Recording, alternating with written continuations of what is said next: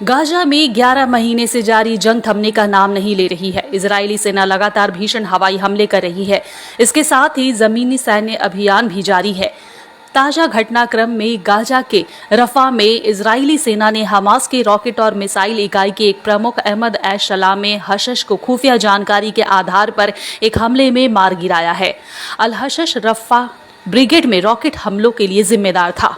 उसकी मौत को हमास के लिए तगड़ा झटका माना जा रहा है। हमले के वक्त वो मानवीय क्षेत्र में घुसा हुआ था, वहीं से आतंकी गतिविधियों को अंजाम दे रहा था। इजराइल ने हमले से पहले नागरिकों को होने वाले नुकसान के जोखिम को कम करने के लिए कई कदम उठाए। इनमें हवाई निगरानी, खुफिया जानकारी के साथ ही सटीक हथियारों का इस्तेमाल शामिल है। उधर फलस्तीनी शिक्षा मंत्रालय का कहना है कि 7 अक्टूबर से अब तक गाजा और वेस्ट बैंक पर इजरायली हमलों में 11,000 से अधिक छात्र मारे गए हैं।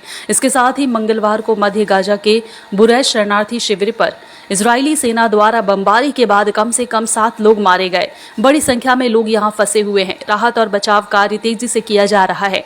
घायलों को अस्पताल में भर्ती करवाया गया है।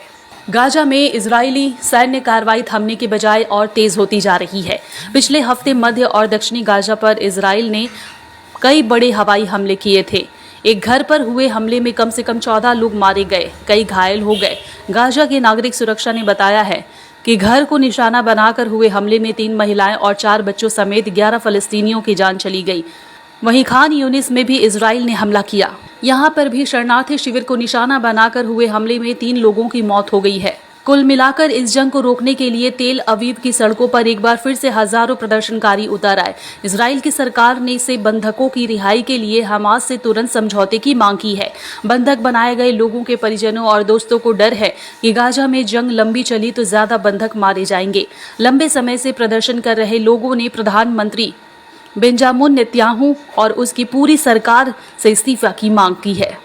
बताते चले कि हमास ने इजराइल पर हमला कर 250 से ज्यादा लोगों को बंधक बना लिया था। करीब आधे बंधकों को हमास अब तक छोड़ चुका है, जबकि कुछ की मौत हो चुकी है। अभी भी हमास की कैद में करीब 110 इजरायली नागरिक हैं।